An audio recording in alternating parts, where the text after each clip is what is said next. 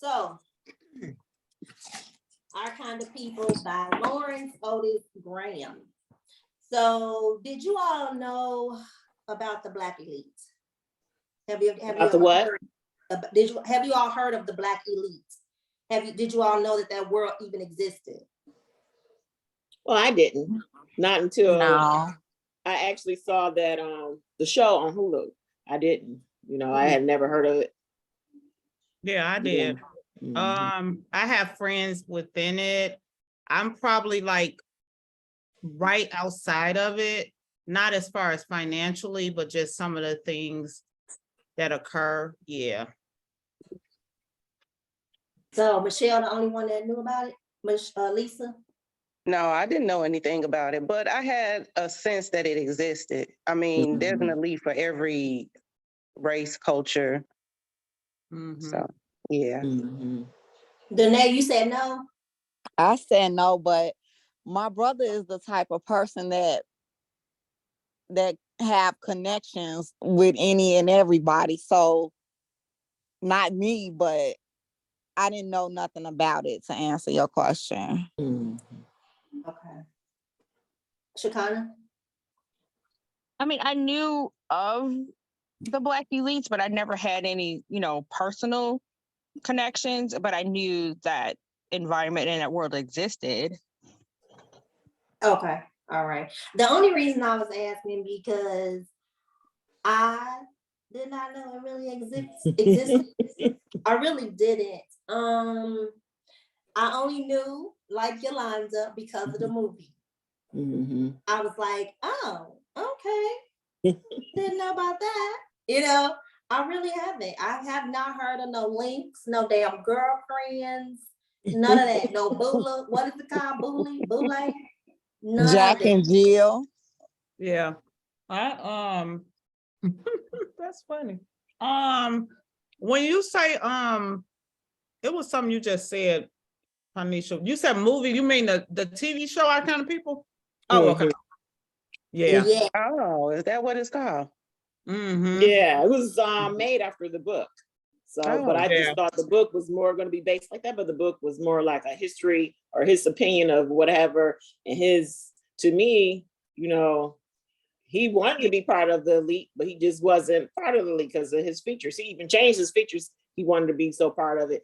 And I would say that's the first time, not the first time because Michael Jackson, but the first time that I really heard of a man like changing their features to fit into a culture. Yeah. Even things like there was a mention somewhere else about like the debutante balls and stuff like that.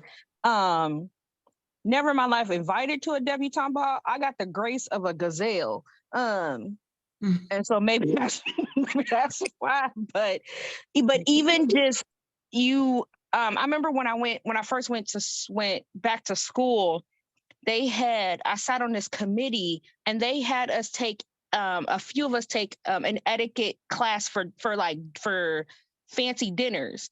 The tables, learning about the table setup, which fork to use for what, working your way from the outside in when it comes to your plates and forks, where to sit your forks and knives and spoons when you're done with a meal. And I remember going, wait, there's a certain way to eat at certain places.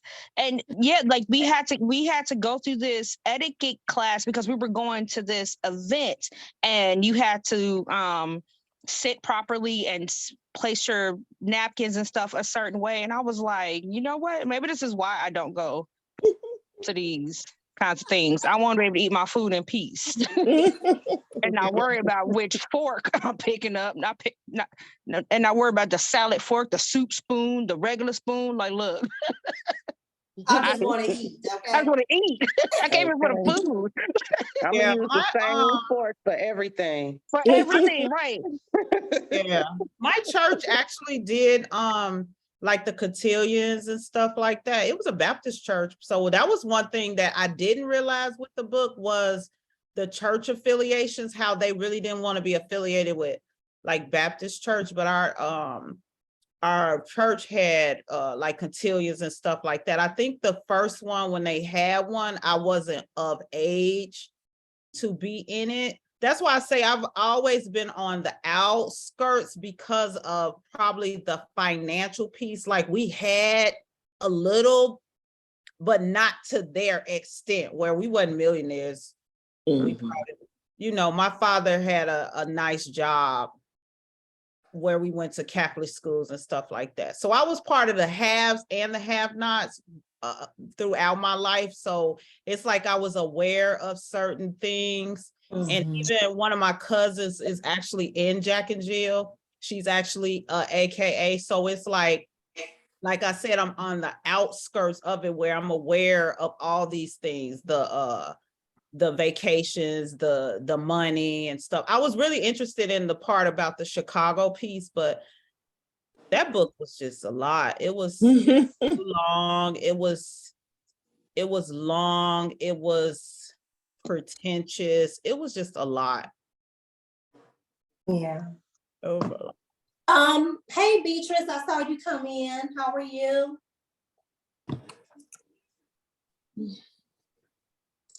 She probably still running around.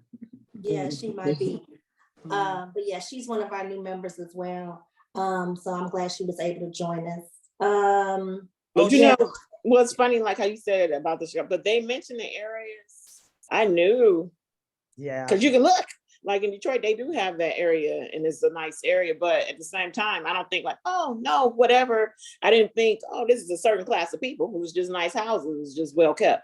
In the same way with the churches, you see it and you don't really see it. So like how with the, what you call that? The Baptist churches and the Kojic churches, the Kojic people think they're better than the Baptists. Not that they're so seriously, if you work with anybody that's part of a Kojic, they just think they're better than Baptists or whatever. It's just how they are. It's like we're better. They have better religion. You know what I'm saying? I tried going to a Kojic church, and it was just so weird for me. They have so many. They would try to. You have to match with another mate through them, and then have escorted dates and stuff like that. I was like, oh no, this is too much for me. What is it? What you call it again? What was it again? Kojic. Church of God in Christ. Yeah. Oh, okay. Hello, ladies. Yeah. Hello. What? Sorry about that. Yeah, it's very structured. It's crazy. Is that not one of those churches that's like very strict where you gotta only wear dresses and stuff like that? Oh, okay. Yes. No red, no collars, no hoop earrings. Yeah, so she turned 18. No makeup. No makeup, no tattoos, no nothing. Well, I came in there all wrong then. Me too. I went to one and I got almost 31 tattoos across my body. Right. They looked at me and was like, nah, we good. Man, all hidden, so I guess they didn't know. And by the time I went to one, I had, I served in the Army. And so I'm educated. I'm full of tattoos. I was a police officer in the Army. Like I was this was when I was re-exploring my religion for myself again. And I went to one and I knew instantly the way they were looking at me. I had on a cute little pantsuit too. So I was looking at that was cute. That was strike number one. I broke all the rules, okay? Yeah, you came in wrong. Strike number one. And I had 2 kids already. It was dead from the beginning. Who brought you? Who sent you here? Who sent you? They're looking at me like, she is a spy.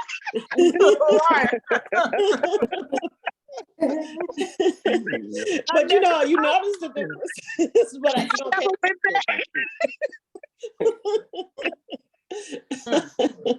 you don't really pay attention. So it's like, even though he mentioned in the book or different things, I hear the things like when I watch old shows like the brown paper bag test, I've seen that in so many TV shows now that I'm aware of because of whatever. And then like how they accepted Madam C.J. Walker in her movie that they did about her, like I think it was W.E. Du Bois. He didn't want to be involved with her because again, she didn't look like him. She wasn't like everybody in it was a elite men's club that they had.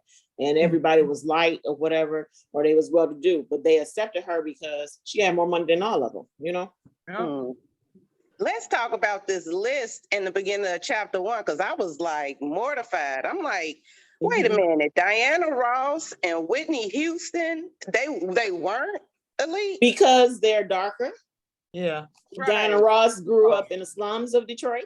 Oh, wow, I didn't know that. Whitney Houston, she grew up in the slums, even though New Jersey, yeah. So they weren't well to do. And then they didn't really want people in the entertainment business because that was like you know, you're beneath so black. It's so black. Exactly. And athletes, that's so black. That's so typical. Exactly. But ironically, the people in the entertainment business and the athletes make more money than them now. So it's like they want part of it and they don't want to be part of it. Oh, okay. They only want part of it for the exposure, like, you know, for the exposure, but they don't want them like you know. Right. Yeah, that was shocker to me. It wasn't, the list was, so it was like based on, like they said, the 3 features, you know, what was it? Colorism, it was the white features, and then the wealth. That was their What's their lineage? It was their lineage, whatever their lineage was. What was their lineage? So, yeah. And then ironically, when it was like, oh, they didn't want to marry white, but they wanted to whitewash their family. You know what I'm saying? It was like, we don't want to marry white, but they want to marry closest to white. Yeah.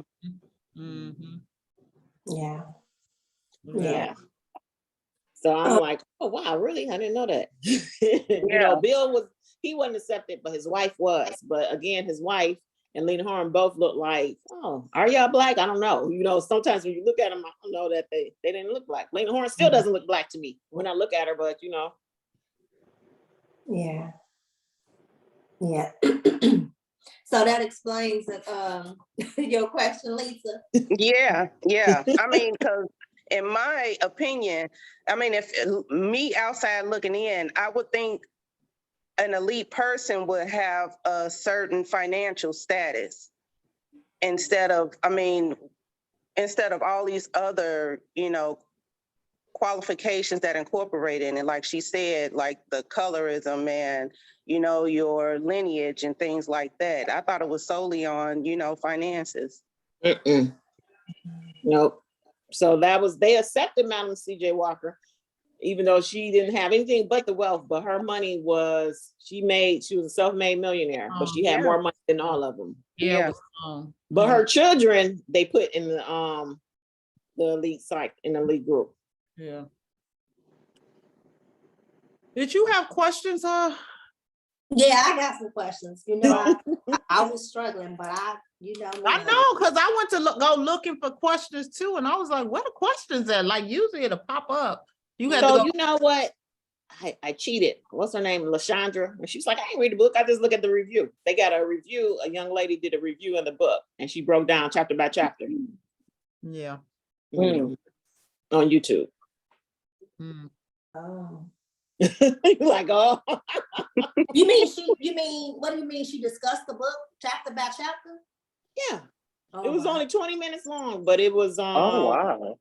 Yeah, but she basically went through the chapters, how he went through the neighborhood. She thought the book was well written because it was about his point of view, but she didn't like that even though the people he featured, they all was like, oh, they want to bring back Black culture into their family. But that's why they went to the Jack and Jill clubs. But they lived in white neighborhoods. They did everything to be almost white, but not married white, except for the one person that they featured. He wasn't part of the elite group, but he was a self-made billionaire.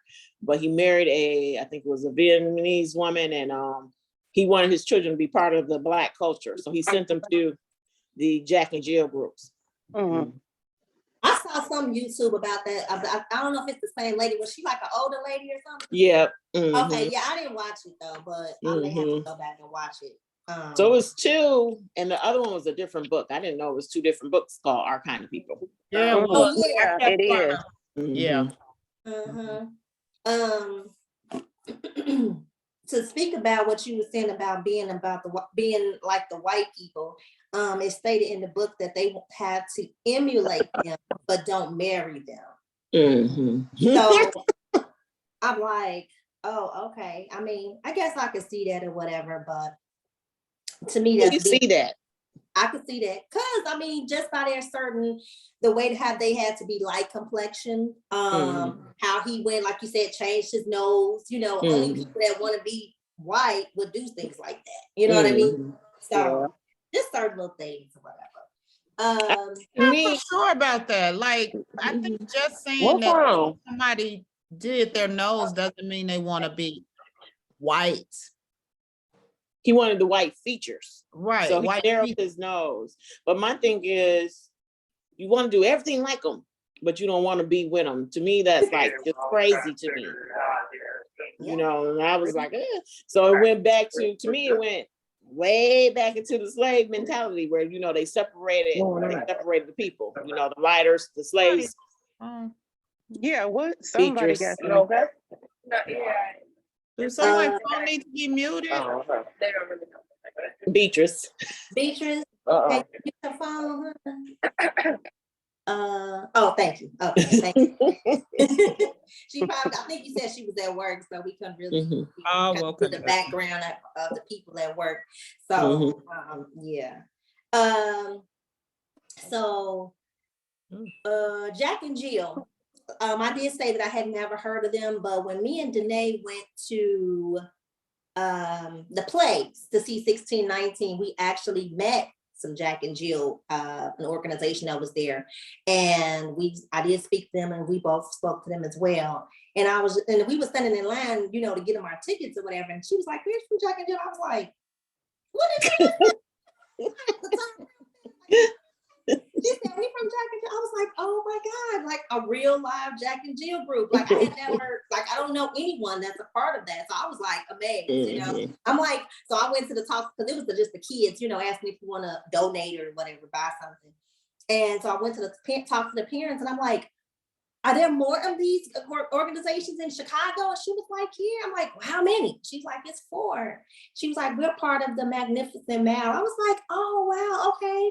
So I looked them up on Facebook, you know, connected with them or whatever. But I had never met a real Jack and Jill person. I know, Michelle, you said you knew somebody that was in Jack and Jill?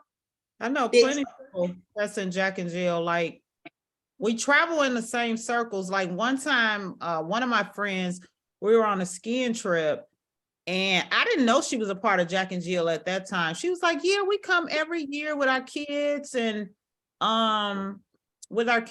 we come up here, and you know, the kids go do their things, and all the girls, all of us, the moms, we get together." So I like the concept of Jack and Jill because it's a cohort where these group of kids are together throughout grammar school and high school. So it's like it's a support system. Like with her son is at Morehouse now, and she has, you know, taken him through Jack and Jill, where they have that support. They know that these group of people are somebody that they can lean on, you know, throughout their growing up in life. And I mean, I like the concept. I said if I was to have a kid, I would have actually put them in Jack and Jill. So, you know, some of the things with most of these elite stuff is a little bourgeois, but in the concept of the elite, I get it and I understand it. It's just, to me, it's teetering on the same thing as white supremacy. That's what the issue I have with the Black elite. You're doing the exact same thing that white people do. And it's exclusion. Okay. Anybody else know anybody that's part of Jack and Jill? Or our lieutenant governor is at Jack and Jill, if y'all didn't know. The lieutenant governor? In Illinois, yeah. Oh. She's in Jack and Jill. Okay. I'll make note of that. Yeah, she's friends with my friend who I was talking about. They're friends. Okay. Yes, anybody else know anybody? Any Jack and Jill stories? Anybody? Okay. Yeah. Like I was wondering, like, what he was at when I was in school, because I asked my mom, I'm like, "Mom, you heard of?" She's like, "I'm thinking, well, why you didn't tell me?" Yeah. Because it's a financial responsibility. That's what the issue is. It's a financial responsibility with Jack and Jill. And then you hear them, they said they're part of the Magnificent Mile. Those are luxury condos. Yeah, So those are like they not staying in, oh, we stand in this part or whatever neighborhood. She We're said on it a was one Magnificent Mile. I think she said it was one in South Shore too. I think she said, is that what she said? Danae? It's like a monthly financial contribution or a yearly financial contribution, and you got to participate in like these events often, like from because I went down a rabbit hole researching these the Jack and Jill. You have to participate in these events depending upon your age group, and you're in the if you get your kids in the program, they're in it from like I think until 19. It was like 18 or 19. Age of 2. From 2 years old to like 19, and you got to be like participatory in all of these events. You got to attend meetings, like the parents got to attend meetings every month. The kids got to attend events once or twice a month, and you got to pay for it. I was like, baby, I don't have time to breathe. I don't remember to eat half the time, and you want me to like, I work in social services. I don't make no money. I can't pay for that. It's literally, like I said, it's for a certain demographic, a certain financial, it's a financial piece with this. Like I just said, the lieutenant governor is part of the Jack and Jill. The girl that I know, she does real estate. The other lady that I know, she actually owns that 31st Street Beach, the food area. With a dance floor and all that, she's part of Jack and Jill. So you know these people, but y'all just don't know these people. Huh? Yeah, she owns that. One of the ladies from Jack and Jill. Like their kids now are grown, so they're at college. I think this either was their last year or this is going to be their last year of university. But they all started together with their kids and just moving through. They all have Black boys that was in Jack and Jill, and now they're at Morehouse and at these universities going to be engineers, doctors. So that's sometimes it looks like, no, I don't want it. But if you think about it, when you put your kids in a position to be around other people that is on that same level or trying to ensure that their kids succeed, that's where the piece of Jack and Jill is good, because you have like-minded individuals that are doing the same things. And that's what you need sometimes when you're trying to move your kids and make your kids successful, is really being around people that are like-minded. And that's that piece of Jack and Jill, I would say good. They be having fun, honey. They be kicking it, honey. They be having a good time. They said they only associate with people that's similar to them. That's their kind of people. They pretty much said that. Yolanda, were you gonna say something about No, I was just listening. We just kind of have moved away from the such eliteness, because some of these girls is dark skinned, like the lieutenant governor. Now she'd have but my friend and the other ladies, they are dark skinned. So it's moving away from some of the colorism, but it's always gonna be there. That's just part of Black culture. Okay. My next question was about the sororities and social clubs and things like that. Did any of you all, or any of you all belong to a sorority? I don't. No? I was actually going to join AKA, but their chapter was not. Their chapter had got snatched right before I got there. And then just that group think tank type of situation, nobody can tell me what to do. So, So the reason I'm asking, because I wanted to know a little more about him. Like, if you didn't join, why not? Why if you wanted to join, if you didn't, why you didn't? What was the reason? And like you were stating, because nobody can tell you what to do. They tell you what to do? Oh yeah, when you're online, yeah. Yes. Even you do. You gotta. There's like a certain. So I didn't do the sorority thing in college. I didn't do it until I got older. because I went to school later in life. I went back to school after I left the military. So I was a full grown adult going back to school. I'm watching my daughter go through this process now. So she was on school. She did her first 2 years of college online, and then now she's on campus. And so she's been going to events and kind of exploring her options when it comes to sororities and like some of the girls and stuff like that. I do think it has changed over the years, like the dynamic of some of the sororities, but there's still like that. You have to have like a certain look. They looking at like how many followers she has on Instagram and stuff like that. And you know, she was looking at she's at Illinois State, and so she was looking at AKAs, and then I think she was looking at deltas, and she was like, they really do have like, there's like a list of things, a list of qualifications that they looking for in you. Your hair, like the way your hair being done all the time, your presence in the military, your presence at these events. And my daughter was like, or hear me out, I can just be myself. You know?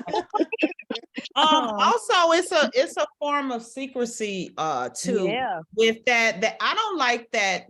Sometimes in some of the groups I'm in on Facebook, it might be a social work group, and a girl might really just want to know how they can join one of these groups. Like, let's say, oh, I'm interested in joining maybe the AK or Delta. Those the AKAs and Deltas will come on that post and say, take this post down. Yep. It's about secrecy. It's about discretion is what they say. It's about discretion. You know, we will never take you just for her putting that post up, just trying to give information. I just can't. Yeah, they're quick to tell you that you have to be invited. Like, you can't just go researching and looking into the organization. Someone, like, you have to be invited. You have to meet their standards. Like, that's why I joined I'm in a sorority, but it's a military gear sorority, right? But I was like, because that's too much. That is too much for me. Like, I live my life wholly and freely by my own standards. And for me to say, oh, I'm interested in the work that you guys do or the organization, and for you to come tell me no, you have to come. I'm not a pick me kind of person. And if that's how y'all roll, then guess what? I don't need you, and you can't do anything with me. I'm gonna take my resources and my education somewhere else. Yeah. Yeah. Anybody else had anything to share about what we're talking about? Just had a line cross for AKA just recently. Delta had a huge line last year that crossed. It was like people 40 years old cross. Yeah, you can join a sorority later in life. It's not just for when you're in college. And I think some people don't know that you can actually join a sorority now. Like, you can be in your educational field. You can be 30, 40, 50, 60 years old and actually still join a sorority. It's not just when you're in college or younger. You can join now, but some of them still have you have to be invited mentality too, because they have like chapters and charters that are geared toward like what they call like the working professionals. And I know that they made a big headline about Fantasia just joined. Did y'all hear about that? I saw that. Sigma Gamma Rho. She joined what? Sigma Gamma Rho or something? I thought it was Delta. Was it Delta? I don't know. Let me look. I think it was. Because it was a big thing. She was posted all over social media, and they was like, all the other girls was like, hey, they was excited. It was definitely big. Yeah, it was Sigma Gamma Rho. That's what I thought. Yeah. It's AKAs and Deltas more. That's why most people join Sigma Gamma Rhos and Zetas, because they are a little less rigid. Kind of like school days. Oh yeah, definitely. So you had I would say the AKAs, which were the light-skinned girls, and then the Zeltas and other, which were the dark-skinned girls. Yeah. Lisa, what about you? Oh, or I I'm not a part of a sorority, and I never thought about it. I think up until recently, actually, I thought about joining a sorority, but I'm still deciding. And if this is all new about being invited, because shoot, I don't know too many people, so I don't know how I'm gonna be invited.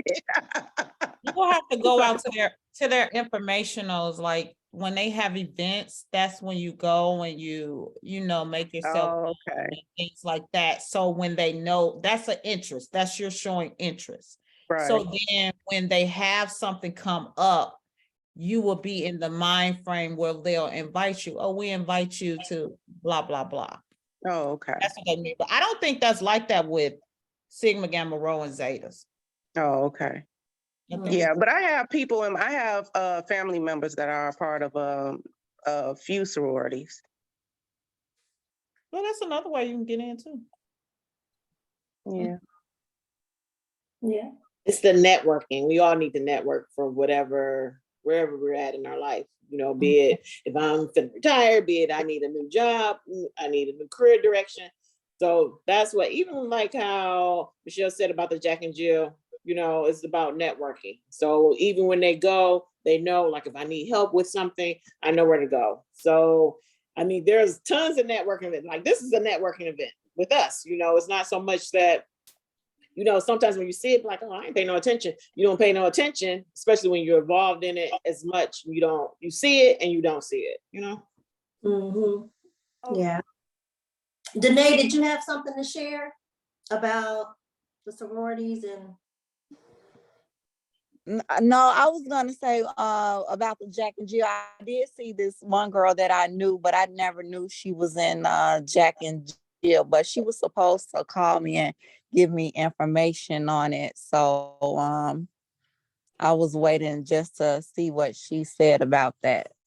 For your kids, right? Yeah. Because I remember you had asked them about, you know, your children when we were there that day. Yeah. So, yeah. Okay. My next question was: do you think the Black elite children are less concerned with and less tied to the Black community than their parents? So like the kids of today, do you think that they are less concerned and less tied to the Black community than their parents were?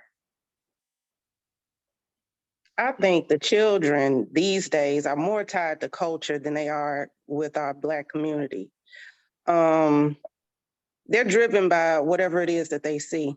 I don't think they have any type of spiritual or historical connection to what's going on with every Black family's life today. Okay. For me, it's different because I do have a son that's like 30, but I think it's based on basically how you was raised. Like my mother, she only listened to gospel music. So it was church, Baptist. We went out of town, we going to church, you know. But like my son, he had a shirt on. I'm like, what the heck that junk means? And he had on, the shirt said, "The devil is real," but it says God is trill. I'm like, what the heck does that mean? I did not know what trill means. You know what I'm saying? Enlighten us, please. So trill, because I Googled it, because I'm like, I didn't ask him because I'm like, what the heck? But it means that he's true and real, you know. So you can believe the devil, but those are false lies, you know what I'm saying? I would say he's real, he's gonna come into your life regardless, you know, if you don't have the strength to fight him. But when they were saying God, he's true and real, that's the truth, that's where you need to go to. But at the same time, he believes in God because that's what, you know, he was raised up on. But you know, they have, like, how can I say, a different way of expressing themselves. Sometimes we feel like they don't want to be part of the community. There, to me, he's more involved. I wouldn't do half the stuff that he does, but you know, they're more involved. Even the youth, I would say, to me, the youth, and historically, the youth is always the ones who changed everything. Because most of the times, even like Martin Luther King, he was younger. Most people, and the older people, we went about the way. Like now that I'm older, I go about my way. It's like, okay, this is what I'm supposed to do, whatever. But the youth, when we see it, be like, what are they doing? That's not the way to go things. Even with Martin Luther King, they thought it was wrong. Even with Malcolm X, they thought it was wrong. They were younger and they saw that it wasn't right. So to me, it's like almost the same thing. The youth always see something that's not right. And as the older culture be like, no, that's fine. It's fine. This is the way it is. But they see things, and sometimes we have to, step and listen out to see what they're trying to say and listen to their views. Okay. Anybody else? No, I just wanted to say, when I was growing up, my family, even though my mother helped raise me, I think I got more of my community feeling background from my grandparents. When I was growing up, we had block club parties, our neighbors would organize camp for us. We'll go away to camp for a week, like every summer. And it was like a big community thing. And as I grew up with these same people, we tried to continue that stuff. And so my great grandmother, I should say, well, all of them, they are community activists, even my mom, because we grew up with that type of background, even my father's mom.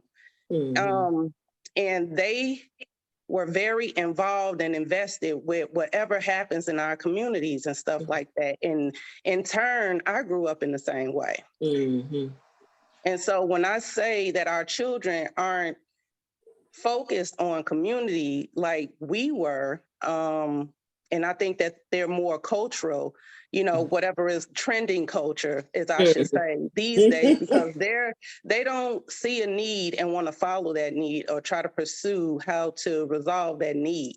They're more focused on the trending things, music and stuff like that, instead of actually being involved in change in the community and, things that they actually see that could, that can advance our communities. Well, that's a good thing, but I would say I'm the opposite because I don't want to be involved. So like you said, I'll blame you. I don't want to do that. But I would say my mother knew everybody in the neighborhood. Me, I'm going in my house. Don't touch my house. Don't come to my house. You ain't invited to my house. And it's like, I'm the total opposite. It's like, I want to be my parent. But, everybody in the neighborhood, when I was little, I did play with everybody in here. We did have all that stuff in the community. But when I grew up, it's like, no, I don't want you coming to my house. I don't want you coming over. Even my family, the family all came over to my house. No, you're not spending the night in my house. I don't care how many bedrooms I have. But and unfortunately, it's bad that I became that way, because my son, in that way, he's negative because he lives in the house that I lived in Detroit, which is a bungalow. And, like when my family come in town, they're like, oh, they can stay here with us. It was 3 bedrooms. He was like, ain't no room here. And so it's like, he has that same mentality that I have, like, oh, ain't no room in here. This is comfortable for me. This is my house. You need someplace to stay, go get a hotel, do whatever, which is, I think is awful. But my mother, she knew everybody on the block. Me, I don't even want to know my neighbor's name, but it's awful. No, it's not. It's you. So look, on that extent, when I look back and stuff, I'd be like, I wish I had, was more outgoing and wanted to know my neighbors, but I don't want to know them for whatever reason. I'm just saying that's awful on me. That's all. Honestly, but it was a great thing. Don't think that way. My mother, she loved everybody. I mean, she just loved. I think it's I think it's just from whatever your point of view is. You have some kids that are very active and wanting to make change, and then you have some kids that they don't even realize that it's anything wrong. So because of social media, everything moves so quickly, where when we do find something we can dig into, something else pops up that is just not focused. Like, it was real big problems when Martin Luther King, Malcolm X was around. It was real. I mean, not saying it's not problems now, but it was change needed to happen then. Now you have, we have this false sense of we have arrived. No.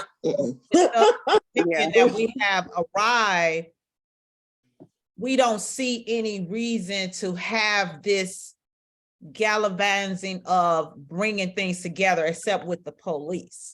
That's the only thing that probably that stays on the trending topic is, you know, the police situation. But for the most part, I think it's just from our point of view where you might can name some kids that's very active, very involved, and then you name some other kids that don't care.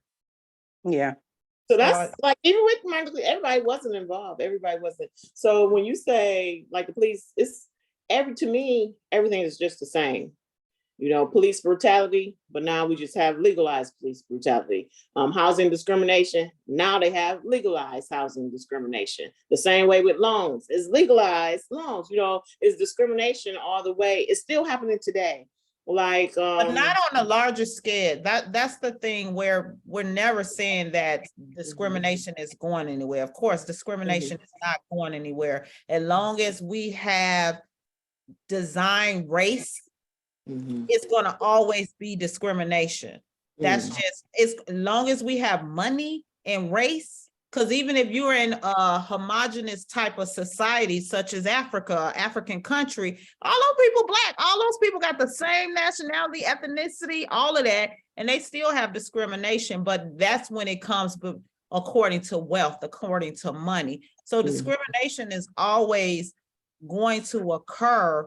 But like I just said, we have this false sense of we have arrived, where you can get a house, I can get a house, Tanisha could get a house. We can all kind of get houses versus before it was less then. It just wasn't on the scale as it is now. Like now we feel like we have arrived. Oh, I can get a house, I can get a car, I can do this, I can travel, I can this.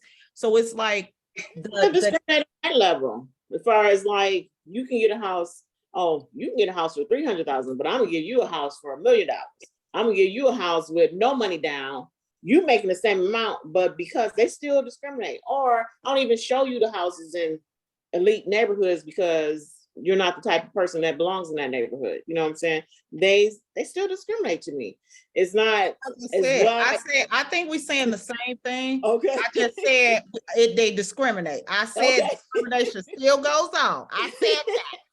Okay. It still goes on. I just said, but it's like it's a false. I know I got these braces on. It's a false. I can't see them. My glasses don't show. We have arrived. So it feels like the discrimination is not the same because we can still move. You know, that's what I'm saying. Where we still can do certain things.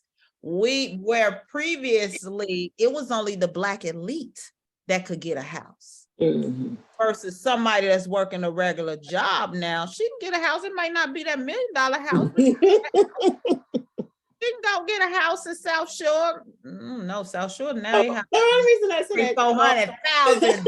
I have a coworker. So I'm in but I had a coworker and he was like, they made him take a test, financial literacy test. And I had never heard of that in my life. And to me, that was just for a house.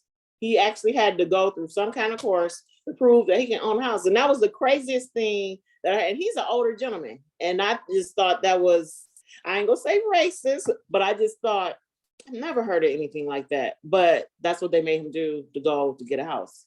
And it was like, and he was trying to tell everybody what they need to do. That's not the way. It's like most of them are homeowners. And to me, it's just crazy to hear that. Am I going to go out and fight for them? No. So that's what I mean by I see this wrong, but I don't go out and fight for like whatever. That was like, they was talking about people being detained in jail, but the reason after their release date, but it was more because it's a financial involvement. And every time I look at that, you could have gave them $99 to stay in the hotel, but y'all prefer to pay $99 to have them stay in prison, you know, illegally. But it's just crazy to me. I was going to just say that I don't know if y'all watched the movie or not, but I did watch it. It was I paid to watch it on Amazon Prime, and it's only the first season because they stopped it after COVID. But the children that was in the elite, which was they canceled it. They canceled season 2, but it was a whole season 1, so that's all you can watch. But in the first season, they had the elite called the Gracies, and the younger daughter, it had changed from the mother, because when she was in it, because the younger daughter, they had the different type of music doing the cotillion, that, you know, they was like dancing. They still have the nice little dresses and tuxedos on and stuff, but they did like a modern dance, you know what I mean? People was one of the grandmothers, she was looking like, now what is this? Like, I don't remember us doing this kind of dancing at one of the balls. So that was a little different. And then the granddaughter, she wanted to bring her girlfriend to have her as her date at the ball as well. So that was different. And the grandmother was like, no, that's not gonna happen. But her mother was like, yes, it is. I'm the president, and that's what we know. So that was a little different as far as how the older, what they call in the book, the old guard, you know, that was different from how they would pretty much, I guess, hold a normal cotillion or whatever. So it is some changes that happens when younger generation is growing up, you know. And I mean, in the world period, you know, they're just different. You know, I notice parents are not as they're a lot more lenient, they're not as strict, you know, as our parents were growing up. Some of our parents were growing up, it was a lot of more everything was like done by the books, you know what I mean? Don't do this, don't do that. Now it's like anything goes, do whatever, cuss your mama out, you know. It's just go to school if you want to. If you don't feel like it, you ain't got to, okay? Because I got to go to work. So, you know, it's just, back in the day, my mom was like, get up, you're going to school, you're not set up at my house. I don't care if you're sick, let's go. It wasn't a question asked, you know. Yeah. So it's just different, you know, and I guess in generations, you know, things are just that's the way it is.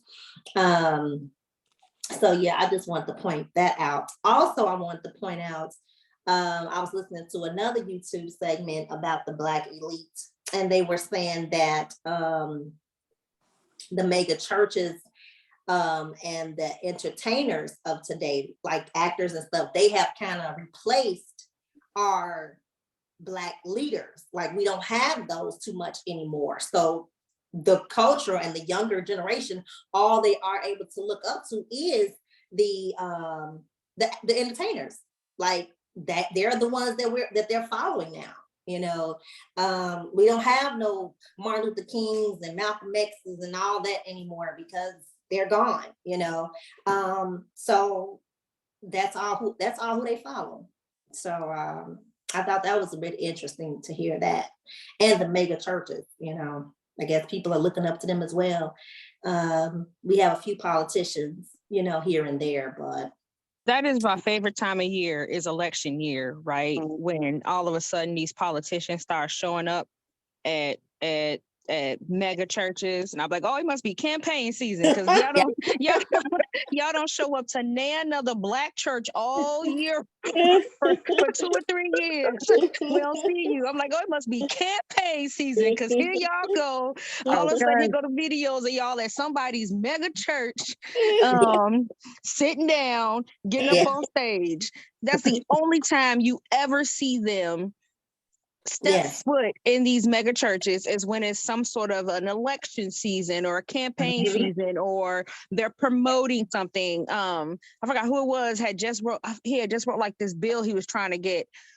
He wanted people to call their other elected officials to vote yes for this bill. So he started showing up at all the mega churches in that area, and I was like, is that what church has become? Which is why I have a love-hate relationship with mega churches and church, period.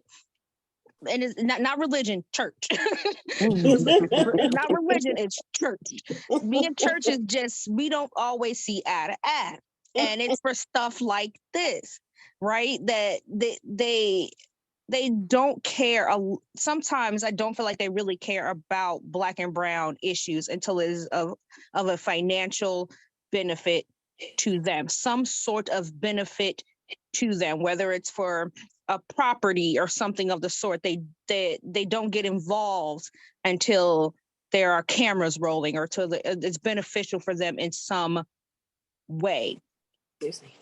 And when you're talking about some of the Black, I said I went down the rabbit hole looking into the Black elite. I do think that some of their kids are removed from the systematic issues that plague our Black and Brown communities because they don't grow up in in those environments all the time, right? They don't have those connections to those people, where they don't go visit their cousins and them like we used to. You know, we lived in the Austin neighborhood. I grew up on Adams and Cicero, and I loved it out there. My cousins lived 2 doors down. I had we had some family that lived a few blocks away.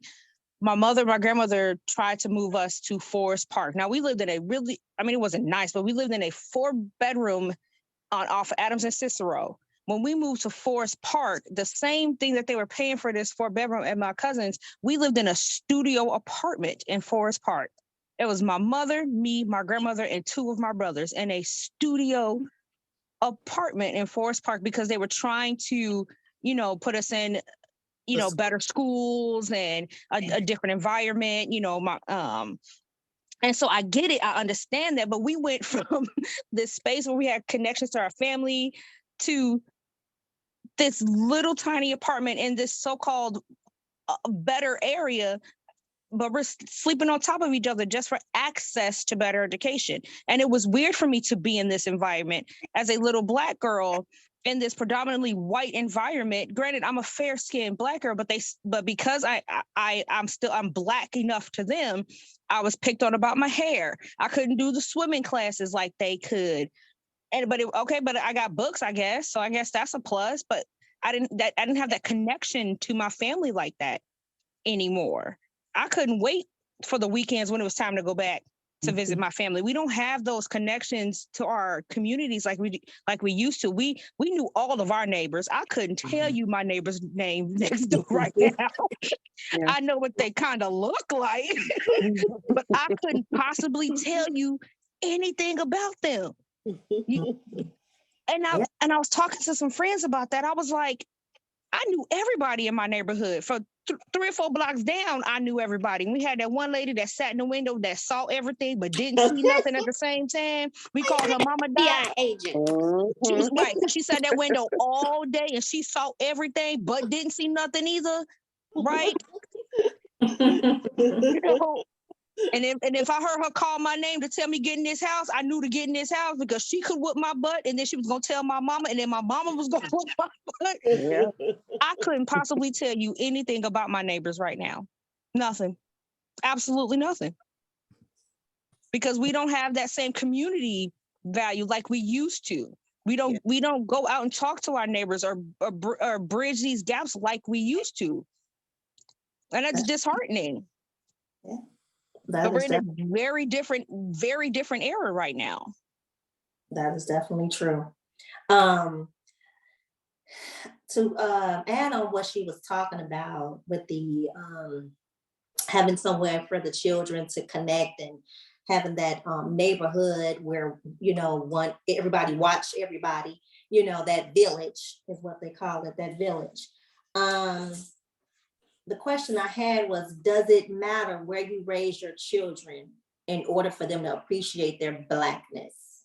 Yeah. Absolutely. Environment matters. Mm-hmm. Yes. Okay. Both ways. So both ways. Mm-hmm. Absolutely. Because, in the book, they talked about how a lot of them went to white colleges and some of them, they went and never came back. Or majority of them went and then they did come back to the neighborhood and gave back to the community. So I just wanted to know, do you all think that it mattered, where you live at? Did it matter if you appreciate your Blackness, and also with the Jack and Jill, they were also talking about, even with this book was also back in the 1900s and early 1900s as well, but they talked about how when they went to school it was predominantly white, so they and because they had money, they lived in a certain area. So if you go to a school that's predominantly white, I am so grateful that the parents were smart enough to put their children in some type of group so that they can continue and to grow and know about their heritage, because you can't get away from that. If you surrounded by them a lot and it's just, that's all you know, and it's absorbent to you, you know, it's easy to kind of just tip on over to the other side, you know what I'm saying? So, I mean, I'm thankful for groups like the Jack and Jill and all these other groups, so that, and they said they couldn't even go to public places to entertain the kids. They had to, a lot of them did it in their house, in their backyards, in their swimming pools. So that was so important, because a lot of parents nowadays, they move out of the city, you know, for a better education for their kids. But in my opinion, I don't feel like they're still giving them that Black knowledge. You know, they're not carrying on the history, you know, but it also starts at home. It starts with the parents. You know, you have to instill that in them so that they don't lose sight of who they are. Did anybody have something to share about that? I think that environment matters, and yes, the parents need to have a role in making them aware of some of these things that's going on as far as being Black. But I kind of read in the book that they kind of really, that's what they were doing, where they really were, that they went to Black schools where they kind of isolated them within their own community with everything. I can't remember that in the book. I don't remember them all. I remember the ones that was trying to pass going to like the white schools, yeah. But the ones that like initially they kind of were doing all Black stuff, where they were going to their own schools, they were interacting with each other. Everything was our kind of people. Like everything they did was our kind of private schools. That's what yes. And then once as time moved on, they start going to the white private schools as far as that. But then they always go to maybe Howard University, because Howard is one of those schools that like, that's why I didn't read, like I read Chicago chapter and I read DC's chapters, like those others, it just got too much to read and all. I was like, I can't. It's too much. Y'all saying the same thing, but nothing.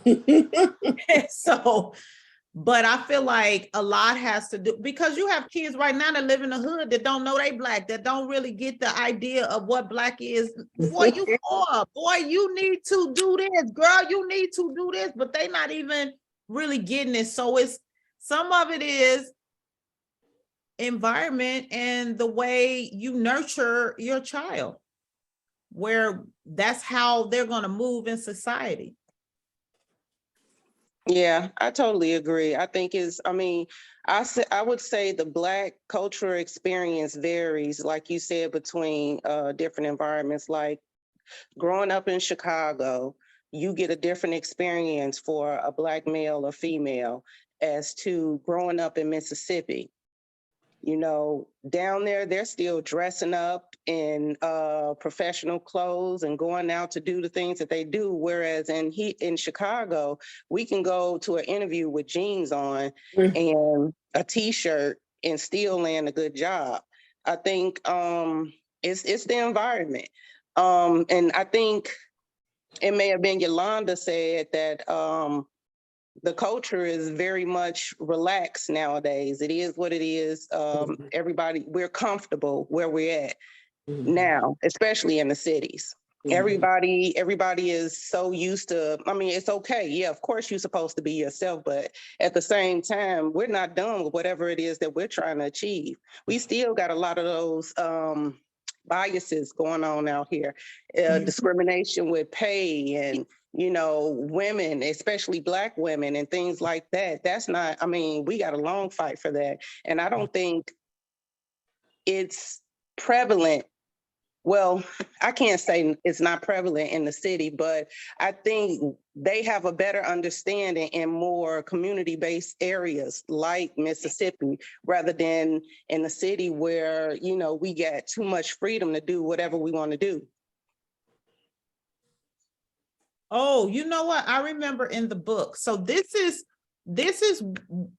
when you think of Black elite, this is what I remember, where they didn't get the Black experience until they encountered that racism, that prejudice. Most of the time it may be by a police officer. Well, I don't care who you are, especially even with athletes, like even with celebrities, they are insulated and isolated from that experience. Is not until someone from a authority type of figure that can impact their lives is when they kind of have experienced that Black experience. Because you kind of are isolated when you have money. Like when you have money, like I remember reading Gabrielle Union book, and she was with Dwayne Wade, and they were talking about, she was talking to the boys. She was telling them, don't do this, don't do that, because they don't realize you're Black.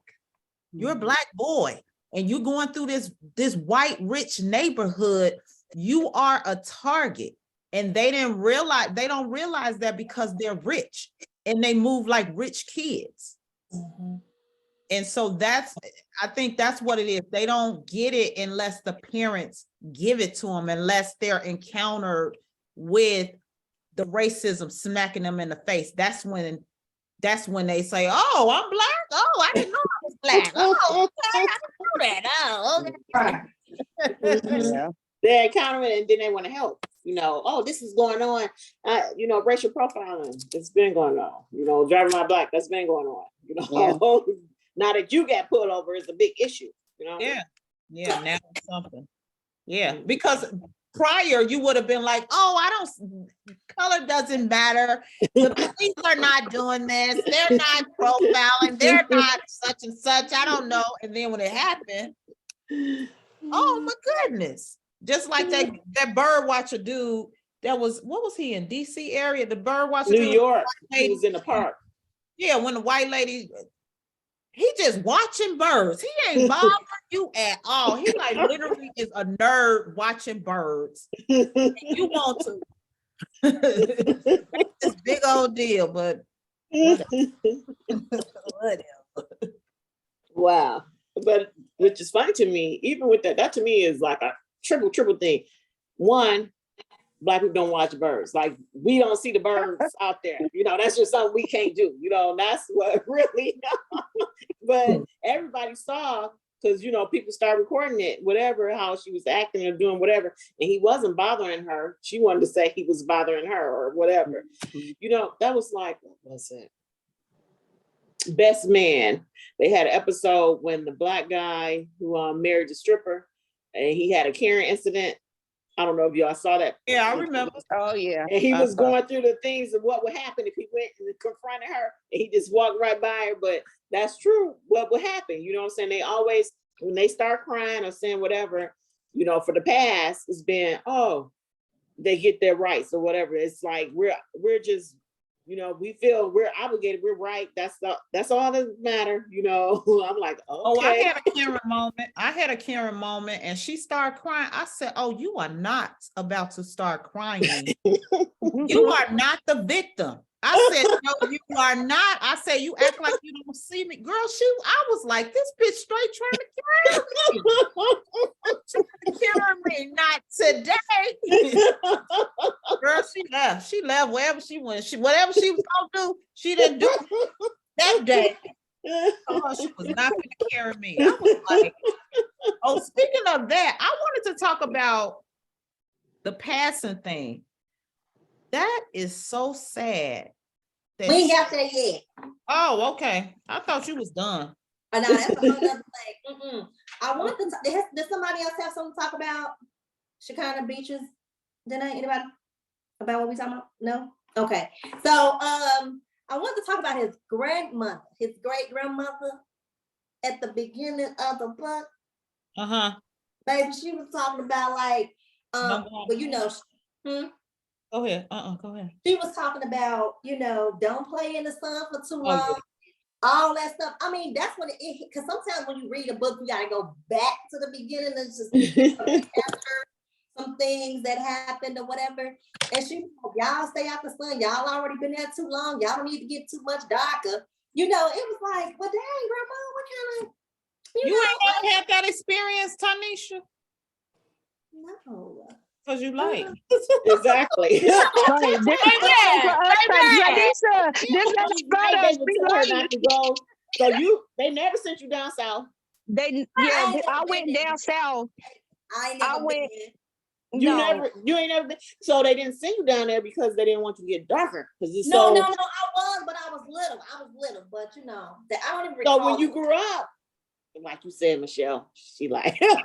No, I had the same experience, Tanisha, because of being, you know, a little lighter. You know, I wanted to be outside with my brothers, and then when we went down south, but for some reason, great granny didn't want me to get darker, and I'm like, but I'm trying to look like everybody else, though. Like, I'm trying to fit in out here, and y'all are preventing me from doing that. Yeah. Or but they say don't drink coffee, don't drink coffee. I couldn't. She didn't want me to drink. My great grandmother did not want me drinking coffee. I couldn't go outside with the other kids. Yeah, because they said coffee will make you black. That I've never heard. My great grandmother, my great grandmother and great grandfather were my great grandfather. When you looked at him, he was what you call, you know, white passing, right? And he pretty much sat in the house all the time. And they used to make me stay in the house with him. And I didn't understand that but my mother told me it was because they were attempting to protect my passing skin tone. And I didn't understand that until I got older. I'm like, what are you talking about? I'm just trying to play outside. But even my mother did it with my brothers who are a little darker than me. She didn't want them staying outside for too long, but that was because that's how she grew up. And it took her a long time to realize the effect that had on them about their complexion in their environments.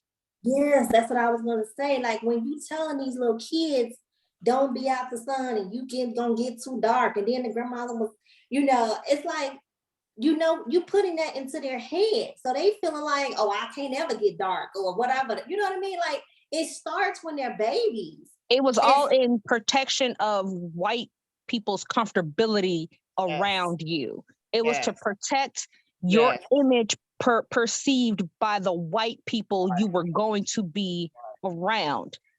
And that's what it was. Attempting to keep Black folks out of the sun for too long was to prevent their skin from being darker, because the perception was if you were darker, you were more violent or you were intimidating to white or non-melanated people. And that's what it was about. I mean, it all starts from slavery where, you know, the field, the house, where it's like being light and on that other side of the paper bag is better. That's what it's about. It's about, that's the best side. That's the side you want to be on. And the best way we can ensure that or get you on that side or keep you on that side is staying out that sun. Because most of us get a little lighter once it's wintertime, like your skin lightens up, don't have some, you know, it lights up a little bit where versus when then that summer heat, that sun coming down. And when you were kids, you want to be out there from sun up to sundown. I know I did. I was down south. I went down south. So yeah, I get it. Like you got to be in the house, the house slave, because you were not as intimidating in the presence of white people. And that's what it was about. As if there was this perceived hierarchy of slavery. Like, yeah, and so that's where it started. When they would pick the lighter Black people to be in the house, and then the darker you work in the field. So they weren't lighter. They were originally dark. They were originally dark. Yeah. The slave masters raped them. You know. House slaves were raped consistently. Yeah. So when they breed more house slaves, they kept them in the house. Yeah. What people don't realize, house slaves were raped consistently to breed more house slaves, because the lighter they were, they were not as intimidating, but they were raped on a consistent basis to keep breeding lighter skinned or fair toned slaves.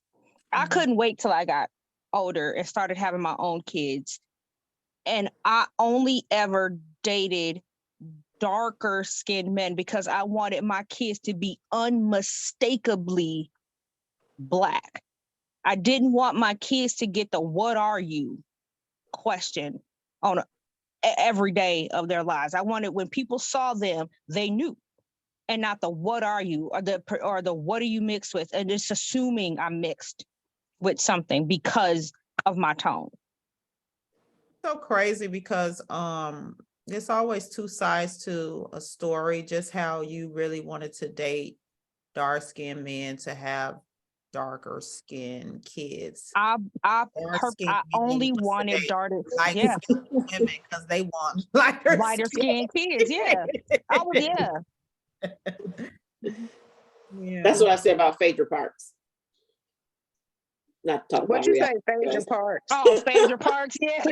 That's why she married Apollo. She got rid of him. She got rid of him. It was like, I didn't care he was in jail. I don't care I'm educated. I just want these lighter skinned babies. She wanted lighter skinned babies, yep. And she got rid of him as soon as she had the babies.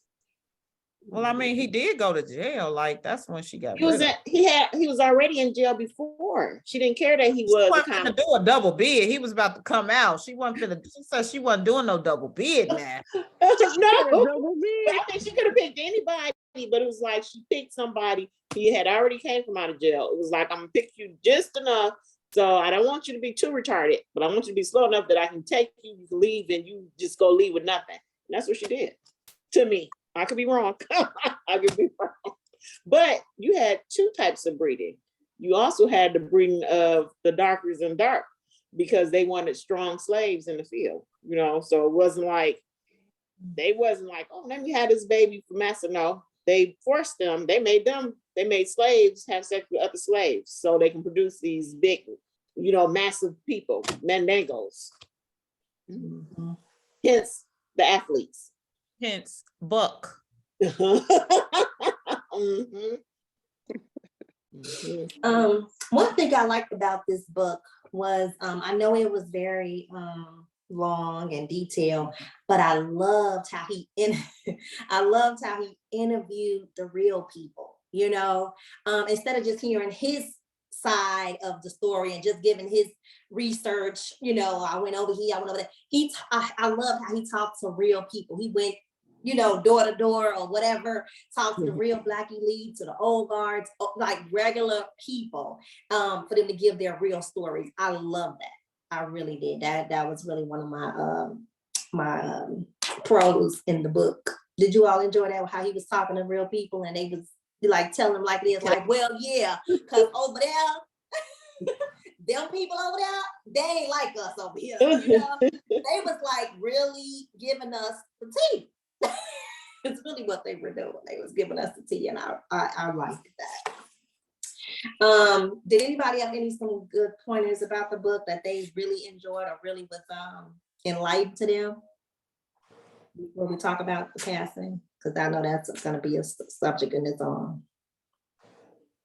Anything that stuck out to you? Anything? The only thing I really like, but I wish they would put in all school systems, is that they made the children pick a career. You know what I'm saying? From the beginning. So it was like, what are you going to do? Well, this one is not going to be this because they're not good in sciences. They're not going to do this. They made them pick a predominantly career. Now, to me, public schools can do the same thing. You know, where you going and what you're going to do. You know, as soon as you get into high school, where you going and what you're going to do. Not, oh, I'm going to do this. So it's like traditionally for public schools and the Black culture, they was like, oh, we're going to send you to vocational schools. But now some of those vocational jobs is paying more than the regular jobs because nobody want to do it. Nobody wants to be the HVAC person. You know, nobody wants to do it. So now they have to pay them top dollar because now it's in high demand. Nobody wants to do it. You know what I'm saying? But at the same time, to me, I feel it's like quite ironic. They stopped giving us those vocational schools of jobs that nobody want to do that pays top dollar. But I think they should enforce that in public schools or any school, period. What's your plan? Because you got to start thinking. Don't just start thinking in 12th or 11th grade. By then it's too late. Mm-hmm. That's good. But it was just, I think that was great that the kids was like, oh no, I'm not going to be, but how they downplayed the dentist. I'm like, what's wrong with a dentist? They make a lot of money, but it was just, they wanted to be specific types of doctors, you know? It seemed though to me, they were, a lot of the kids like that were a part of Jack and Jill. It seemed like a lot of them, when they were young, they just followed suit of what their parents did. If you notice that a lot in the book, it was like, well, my granddad was a doctor and my dad was a doctor. So yeah, all of my brothers are doctors. It was like, that was a criteria in our household. Like, this is what you gonna do. Right. Ain't no question about it. Don't even decide. This is what it is. It's kind of like, I don't know, what was it called? I think it was called You People on Netflix with Eddie Murphy. When I watched it, I heard about it. Yeah. So they was trying to explain to them what's the difference, and they were Jewish, but there was like each one of the father was either a doctor, whatever, a businessman. The father before that was a businessman. Their grandparents was a business, whatever it was.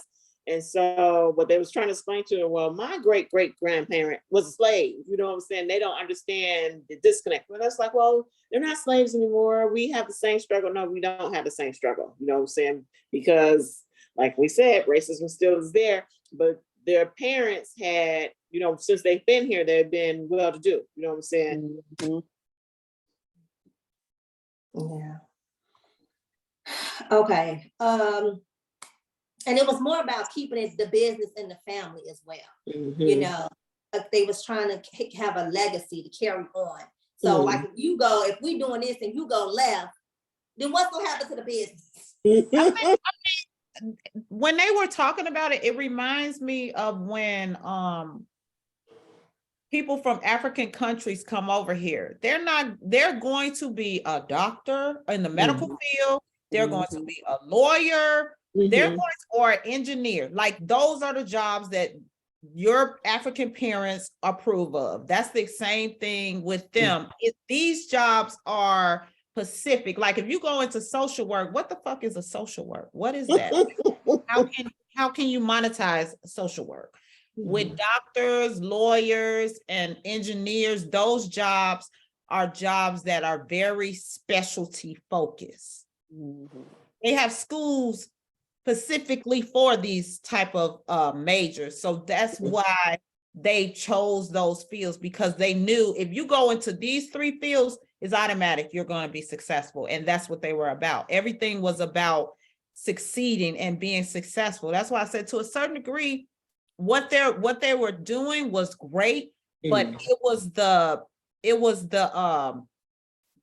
not letting other people come along with. That's where the issue came in. Y'all just like white people. What's the difference? Y'all just worse because you look like me and you treat me like white people do. That's worse. That's worse to me. Like I already expect that from them, but you don't expect that from people that look like you. And that's where my issue with the group comes in at, where it's about exclusive. Only you can do this because of who I was born to. I'm not valuable. I'm not worthy to have these experiences. That's what the issue is with our kind of people. Yeah. That's kind of what Dr. Johnson is, when I was saying about the YouTube, that's kind of like what he was talking about. I'm gonna share that segment too with you guys. But yeah, so the last part was about the passing. What was the name of the chapter? Hold on. It was called Passing for White When the Brown Paper Bag Test Isn't Enough.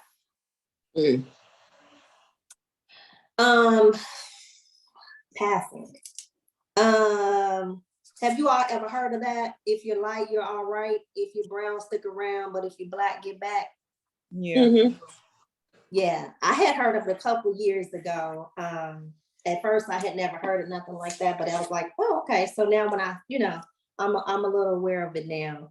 The passing. Before we start talking about this, I want to let you all know that there is a movie. I don't know if you all seen it. It's on Netflix called The Passing. Have you all seen it? Yeah, I saw it. And there's a book as well. So if you haven't, please go to Netflix. I watched it for the second time this morning. That's what I was watching before we started. I watched it for the second time again, and there's a book as well. So it is on one of our lists as well. So I just want to add that. So the rules of the passing. Had anybody ever knew that there were rules? I didn't know if they was this detailed, but yeah, I knew it was rules, but I didn't. I didn't know about the rural area like that one. And that one I think. Which one was that? Which number was that? The first one. Yeah. Yeah. The main thing where it's like you want to pass. I didn't know that I mean, it made sense when they were really breaking it down. I said, oh, this truly makes sense. It's a system to how you have to move. But yeah, that's what I didn't know. I knew of the passing, but I didn't know that it was like bam, bam, bam. Like this is the what? There are rules, and he got how many? 17 rules of it. So yeah, Lisa, you definitely gonna have to listen to this because girl, he breaks it down. Okay. Oh wow. A to Z. Yeah. Yeah. Yeah. It's like, oh my God, this shit is like really real. Like, oh my God. I mean, it don't get no more specific than how he's written it. Like when I say this man did his research, that's one thing he did do. He did his research on this book. So I know, Michelle, you was going to say something about passing, and I had stopped you, but what were you going to say about it? It's truly sad. I kind of I cried thug tears with the passing, that I was like, this is very sad that you want to be white so bad that you will disown from your family. You'll cut off all your family ties. Like I live in Dallas and I didn't go home for the holidays, and I just popped up in Chicago to see my mother. I'm like, you literally, like I'm 2 hours flight away from my mother, and you literally are making a choice not to really have a relationship with your family because you want to be on this other side that you believe is so much better, but you are in constant fear of being found out. Then if you decide to have a baby, how this baby gonna look? Because you know we come in all shades, as you can see on the screen. We come in all shades, like all shades. Like Yolanda might have a light-skinned mama, but she don't. You know what I'm saying? So it's like we come in all shades, which is crazy, but that's just how it is, where literally the baby could really pass as white, or the baby could be like my complexion. What she can't pass. That baby can't pass. So it's like, so it just was, I mean, it really was sad to me. And I was like, and especially and like he said, the ones that actually were affluent, that had money and had everything but the skin, like literally you would die off everything about yourself because you wanted to be white. That's crazy to me. That's crazy. Like I want their white money. That's what I want. Like they can give me that money, but if you already rich, and that's crazy to me. That's crazy. Now, if you're just an average person and you want to pass, I don't see nothing wrong with it. I really don't. Go on that side if it's gonna make it better for your life. But if you already got money and affluent and prestige, like I don't know. Maybe I need to be in a white person body for a day and see how it is. I mean, when you go out the country, I think you feel the privilege. You get some of the privilege. When you go outside of the country, you do get some of the privilege. I can attest, I have experienced privilege. When you leave the country, you do experience some privilege. You're like, oh, this what this like? Yeah, this feels good. But I don't necessarily want to change my race and who I am and leave my family and everything I know behind just to have that privilege. Okay. So what's on this list? Girl, I haven't gotten to that part. it's a lot. You got the book? Yeah, I have it. Okay, it's on page 380. I don't know, because when I try to go to the book, it kicks me out of the group. So. Oh, okay, don't do it then. Okay. It's a lot, girl. It's a lot. It's a lot. It's a lot. Like one of the things they said, avoid cities like New Orleans, Charleston, South Carolina, where whites are adept at spotting light-skinned Black who are passing. I'm like, damn. So it's just like real detail, like Tanisha said, it's real detail. The church you affiliate with, you'll go and become a Republican. You don't really get into high ranking or high positions because you don't want to bring attention to yourself. So it's really you trying to stay under the radar. That's what it's about, to pass. Because we as Black people, you can't fool us too much. You like we always can, like white people can't tell about us, but we see others. And because I sometimes see some white people, I said, she passing, that girl ain't nowhere near white. She might look white, but like even some of the Jews, they had some, they were Black. They have Black. The curly hair. Yes. They got it.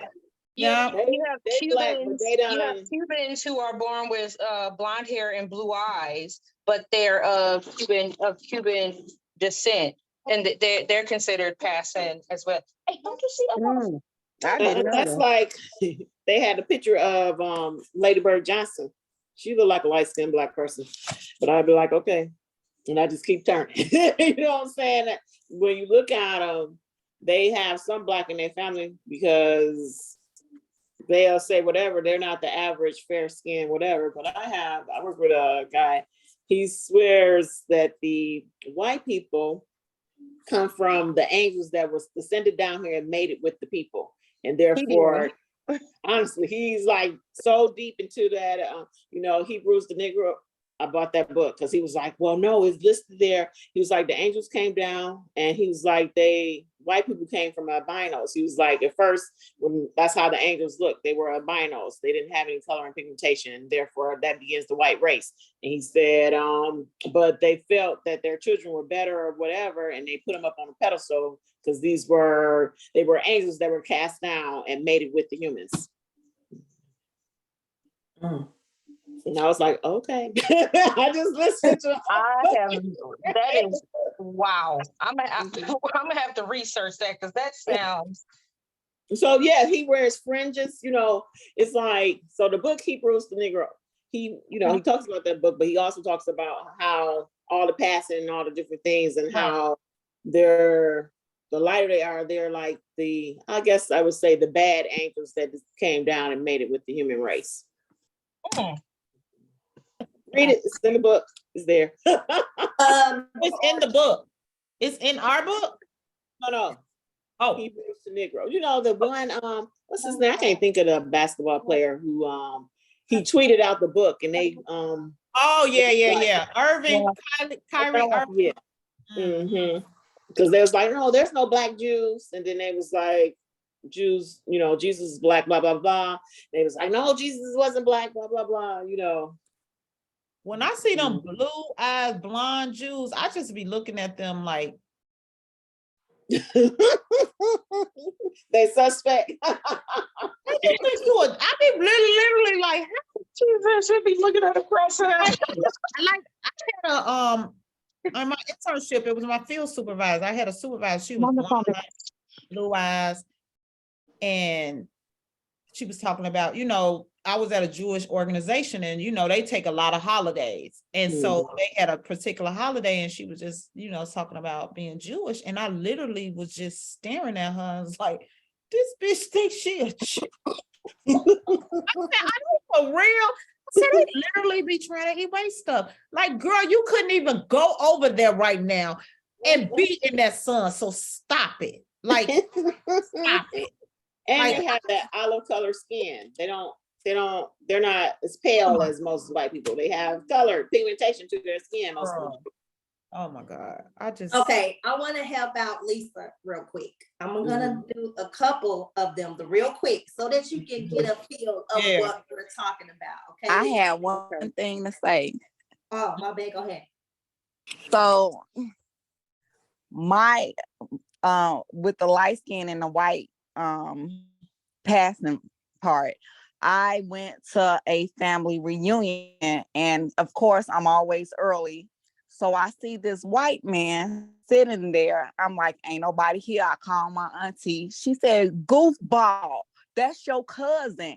But I did not know at the time his mother that had passed away, she sent him, I think, to Chicago because he was so light and fair-skinned.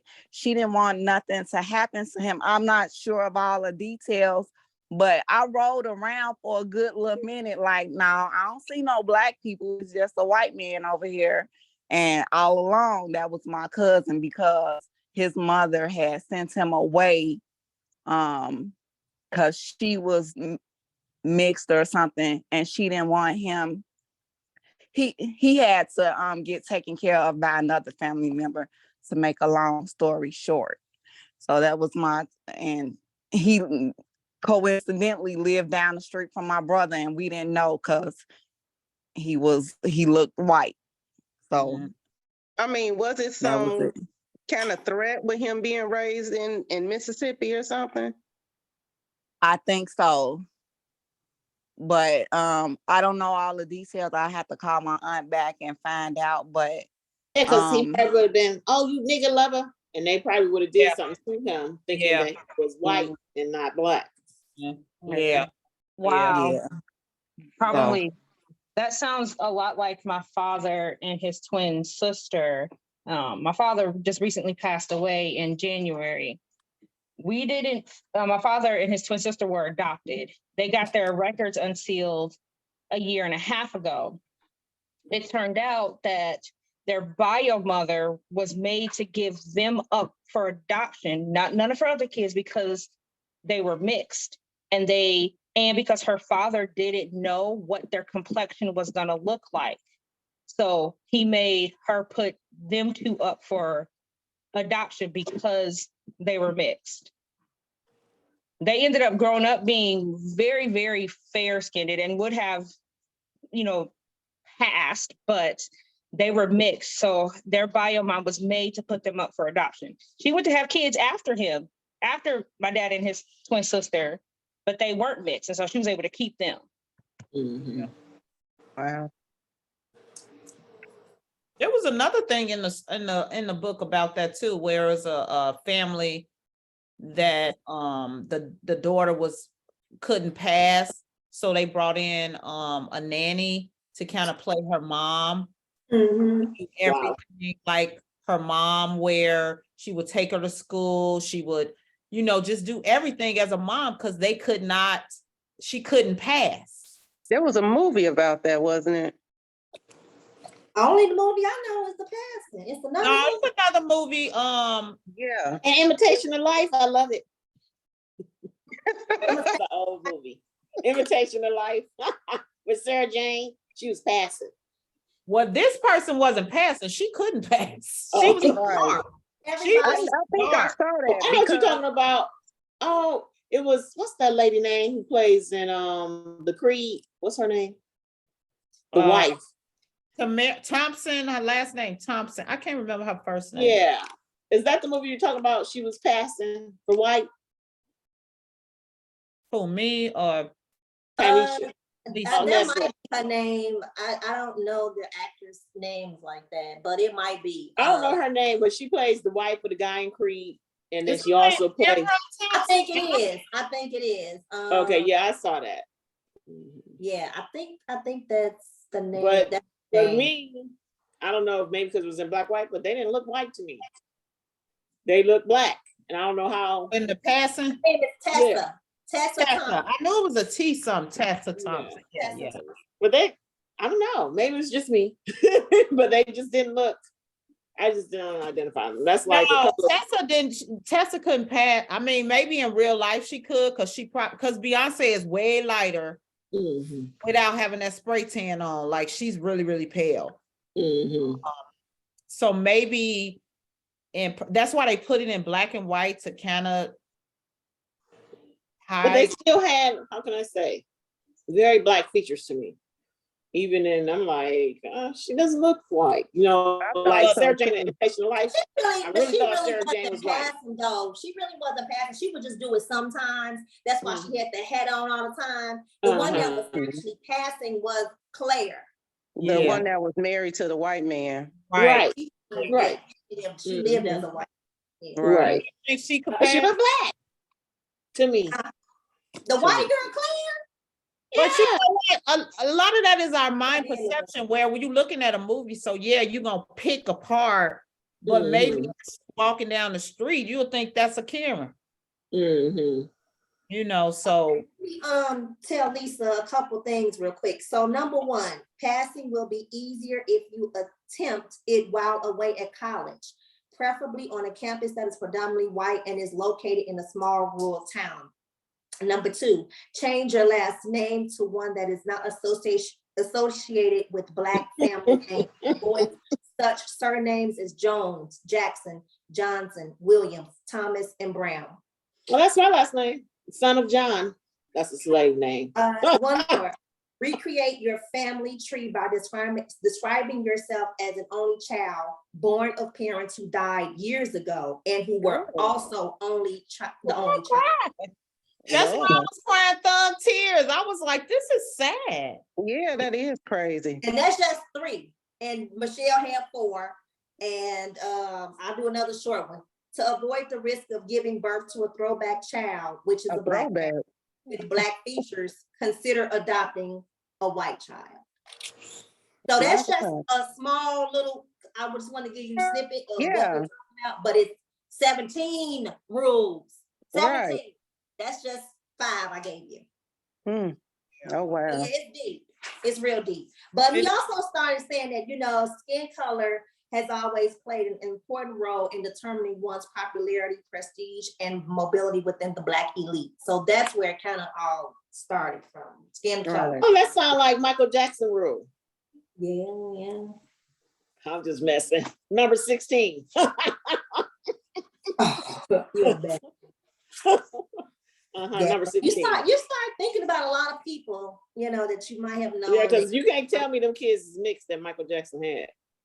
No, they ain't. I just watched Michael Jackson's movie not too long ago, and I mean, even when he presented those kids, I was like, no, I don't know. You said no. You need to go on Maury. If he would have said he adopted those kids, Michael Jackson, them your kids, we get it. But you trying to say they biologically yours? No, that ain't it. He adopted them. It's how they talked about and then like Michelle stated, the lady who had the woman who had she was white and her husband was Black but passing as white, and she had 2 small boys who were white, you know, passing or whatever. And the woman know her husband was passing. The husband was passing. Yeah, she knew. She knew. We don't know when she knew. The one child was too dark. So she was like, you finna start going to school soon. So you can't go with them because then you'll give us up. Like you're gonna blow our cover. So her mother decided to, she said, hire a nanny. And she played as her mother, picked her up from school every day, wherever she had to go to the doctor. And it really got. That's sad. Yeah, it really was. She said she didn't even know she was Black until around maybe 5 years old, she stated. She said, it wasn't until I was about 5 years old that I sensed real differences and started to realize there were more behind the special rules and special treatment. Her mother even used to bathe her with Netanola bleaching cream. She would rub her, bathe her every morning. So, and she was praying that, please, I hope she become lighter, like stay out the sun. She would bathe the mixture in the tub using quart of milk, squeeze lemons, and teaspoon of liquid bleach. Wow. Oh, this was deep. Yeah. Yeah. I said, oh my God, she is putting bleach on her baby's skin. And listen to this, Lisa. It was in the bedroom, in the kitchen cabinet, in the glove compartment of our car. It was everywhere. She wanted to make sure. Okay, then none of it pop out. It's everywhere. We're not going to ever not have enough of this around this house. I wish we could go and look and see how the child kind of looked, because she probably still was fair skinned. She probably still was light skinned. Well, the funny thing about her, she said she married to a Black attorney who collects African art. She has no white friends and fully embraces her Black identity. Wow. So she wasn't going for what her mama was talking about. But the other girl, remember the other girl, she did stop talking to her mama. Like she totally dissed her whole family, and she went to be, she started passing because her mother stated she wasn't coming home from school during the, like the summer events or Christmas. She was not coming home. She only came home like twice out of her years of being in college. And then they said when her parents went down to visit her, she made them stay 45 minutes off of campus. So they kind of started knowing like, okay, we think it's something else up with her. They started kind of knowing that she was trying to start passing as white. And she wanted to go to another school, like way out. They wanted her to go to a Black university. She was like, no. Now she actually married a white man, and she lived a life as passing and totally like stopped messing with them. Wow. Yeah, that was crazy. So this book it has some lows and it has some highs, and woo, it was a lot. I have to finish reading it. Yes. I would want to like really talk to people that may have money and they still want to pass. I would really want to process that. Like, what is it that made you want to go this route? And like I want to know, like, what they said is, you get advantages, you get a separate treatment. It's better to live as a white girl. I understand what privilege is, but for you to go to that extreme, and I could see somebody, like I said, somebody that's just average that may not have the money. I totally could see that. But if somebody has everything except the skin color, and they will want to disown their family to go to that extreme, because what you're doing is you're living a life of constant alertness. Like you are constantly alert because you worried that somebody might find you out. So I literally would need to process. I want to talk to someone like that and really process, like, what is it? Like, could you explain to me, like, in simple terms, like, what would make you want to disown your family? And also, like, how, if you had a medical degree in this person's name, and then you want to go onto the white side, you're not going to be a doctor. What you going to be? Just an average person? Just to be white? Like, I'm confused. Like, that's the part he didn't really explain. Like, when they do go over to the passing side, like, they got a degree. Like the girl, she did it in college, where I saw where she married the guy, where she was probably still able to make it work. But let's say if it was a guy, he said he got a medical degree, and he got on the phone with his parents and said, yeah, I ain't finna talk to y'all no more. I'm finna go to the white side. Pretty much. And so he got a whole medical degree. And he decided to go to the white side. How did that happen? Because he can't take the medical degree with him, because that's the Black medical degree. Yeah.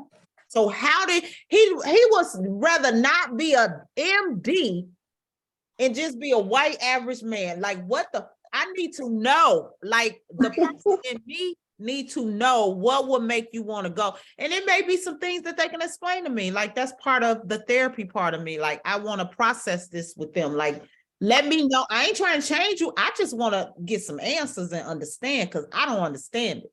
Okay. I'm a therapist too, and stuff like that really be intriguing me, because I am the absolute complete opposite. Like, I couldn't wait for my kids to be dark complected so that they were unmistakably Black, right? I wanted them to enjoy the Black experience. Hey, what part about I'm on the phone?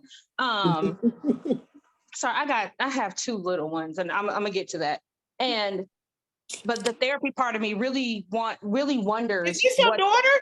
Okay, so I posted them for a reason. So that's my oldest, my 21-year-olds, and then that's my 10-year-olds. As you can see, they chocolate. They're my babies, right? And then you see this other little white baby, right? Yeah, that's who I see, the white baby. So when my first husband and I got divorced, I entered the dating pool. My friends introduced me. They kept setting me, they were setting me up on dates. They set me up on a date with a white man. I said, what am I going to do with that? I said, why would I do that? They were like, Keena, you need to broaden your horizons. Why? Like, what for? I have a particular type because I have, but I really think it took me a long time to realize it came from consistently being picked on for being.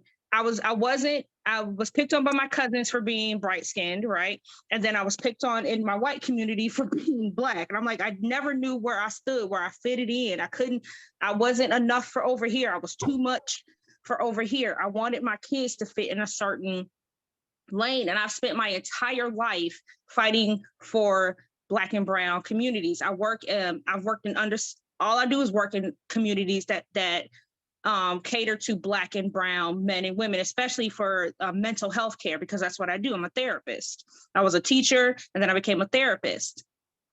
And this white man came into my life, and I was like, Jesus, what are you doing? You can't play games with me like that, because you already know how I'm feeling. See, this is why I have issues when it comes to like back and forth with religion. But because I was also worried about what it would be like to have a child as pale as now that my little girl is. I am worried. I worry about raising her. I am unapologetically Black every day, all day. I don't know how to or what I'm going to do when those conversations come up, because when the world sees her, they're going to see a white woman when they see her. They're not going to know that she's Black. And as her mother, I don't know how to prepare her for that. These are things I think about as her parent. And so just like you said, I wonder why they wanted to pass so bad. What was it that they think about the impact that would have on their children? Because our kids could come out in different shades, regardless of who we mate with. But more than likely, the lighter that you mate with, the lighter that your kids come out. Do they think about the impact that would have on their children later? So are you married to a white man? I was confused. Yeah. He wore me down. He spent 12 years with every day. Okay. So your daughter is mixed with both races. Yeah, right? So my little one is. So she's in a house. To me, she's not a white woman. She's not a Black woman. To me, she's both. That's me. I say she's both. How can she deny she got a white daddy and a Black woman? Baby. Mm-hmm. Oh, I thought something. Yeah, so I get it. I get what you're saying. I think it's the same thing where with Holly Berry mom, she had to prepare her with how people gonna see you. I'm trying to change the narrative, because I don't think race is only matters in America. It only matters here, where we have to define who we are by our skin tone. It matters in the other countries. No, actually, there are some countries where race is not listed on their applications, like on like job applications, things for school. Race is not a box you have to check in some countries for work. Right. It's not race. It's right. It's everything that a white person, if a white person has touched that place, it's always going to be colorism. It's always going to be an ism. on that country. So I'm not saying that it's all or nothing. It's a middle to me. It's a middle that I think we as Black people need to get away from. Is how people view you. If I was raised by a white mother, I'm going to have some of the white traits because this white woman raised me. And that's what I think we need to get away from, because if somebody's have mixed race, but their mother is white, they're gonna have white ideas and white thoughts because this is who is impacting their lives. But just because of how they look, they supposed to just be Black.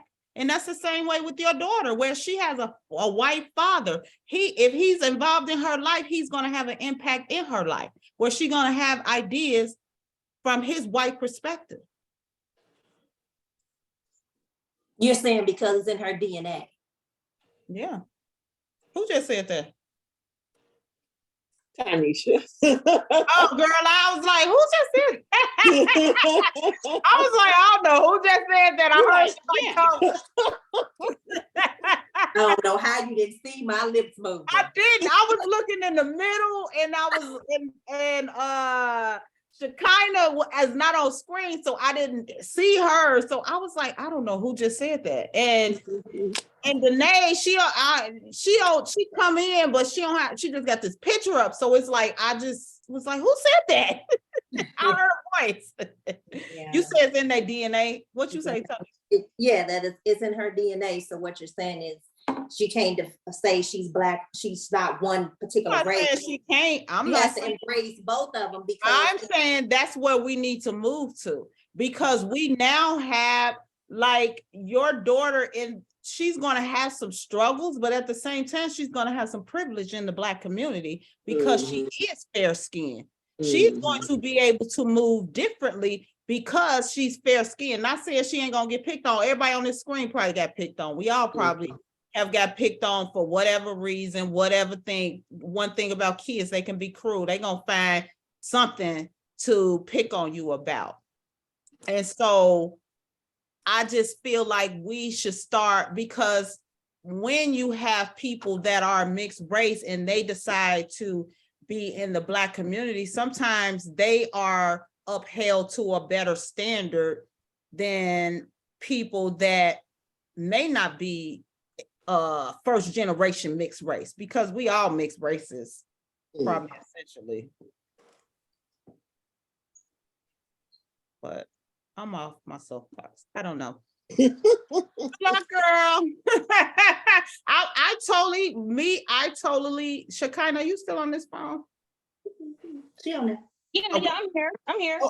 Okay. I mean, I don't want you, I know sometimes we put things that we feel onto our kids, and that's not for her burden to carry. Your burden is not her burden to carry. You know what I'm saying?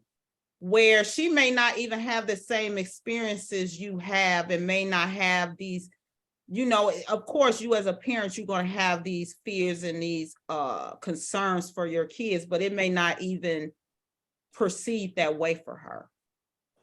So good luck. Very well spoken. Well, I would definitely say, you know, although I don't have no kids, I know with Michelle is speaking from a therapist point of view, I'm sure, but I'm just speaking because I just want to tell you what I think. You know, as far as kids and stuff, my suggestion is that you start now while she's young, and just start talking to her and enlighten her on every aspect. You know, don't wait, and, you know, start talking about it as small as possible. You know, let her know about her heritage and let her know about both sides. You know, and instead of keeping one part away and not want to discuss this and not discuss that, just be open, honest, tell her what she is. Look, your mama this, I'm this, your daddy this, and that, and let her know about each side, so that she'll have that advantage as well, and not just know one side of her what is it, you know, one side of her origin, I should say origin. So I think it's just better, because when kids don't know, then that's a problem. So at least to clear your plate. So we won't see you on one of them talk shows. Right.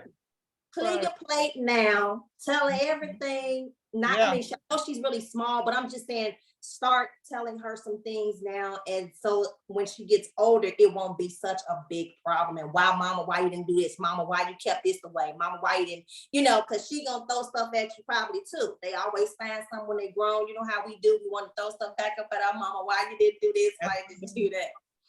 So just start down, let her embrace both sides, and let her make that choice when she's of age of what she want to do. Let her make that choice. But at least in your heart, you told her, you embraced her on both sides of her family culture. Yeah. And let God work it out and pray about it. Yeah. Sounds great. Okay, we should have had some kids, girl. Yes, I couldn't have said it better myself. I totally agree with everything you said. And I mean, good luck. I think you'll work it out. It'll work itself out. Every moment is a teachable moment. Because I'm gonna be honest, when she came on the screen, that's when I said, that little girl, I didn't say white girl, but I thought white girl. I said that little girl because you said my 2 kids, and I went to the chat and I was like, I see a black boy, and I was like, well, maybe that's her adopted kid. I don't know.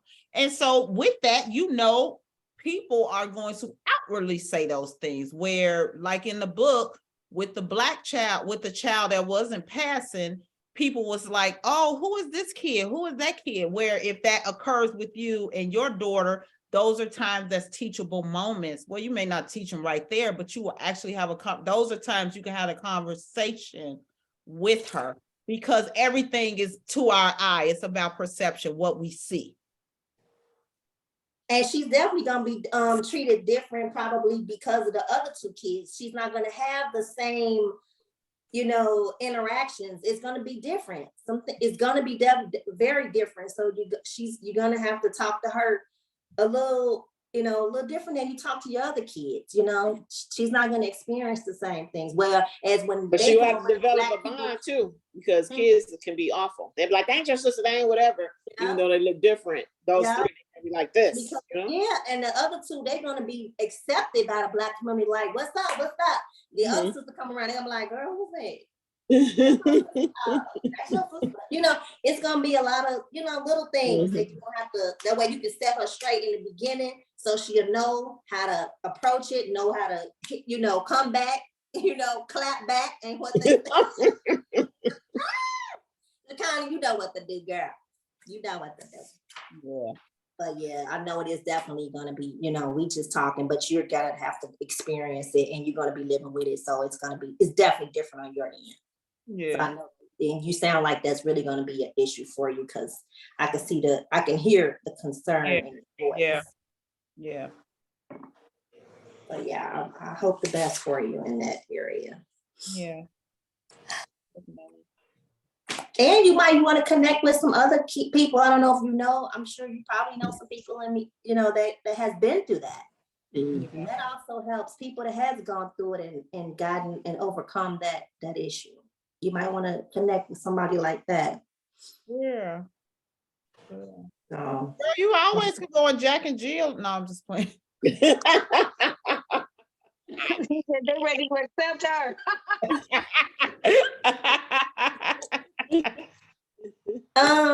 I have one more thing to say. Remember, you was talking about, Michelle, about a man's point of view dealing with this, and you were saying something about that. Oh yeah, I was talking about the passing, like with the woman, she can kind of get married and change her name and still keep her degree, versus the man, like,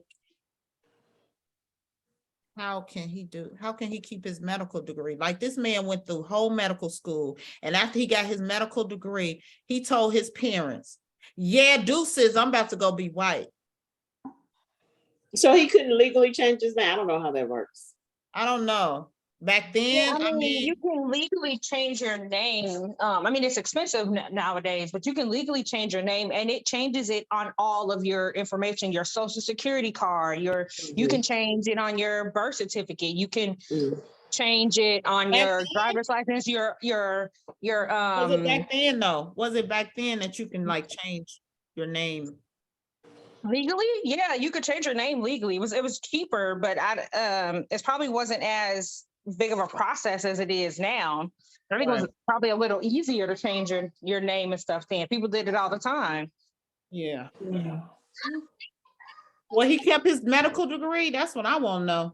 He didn't, because he went to Howard. I think he went to Howard. It says it was in the 1920s, and my father was all in Washington for my brother's Ernie's graduation from medical school at Howard University, says Price, as she recalls the event.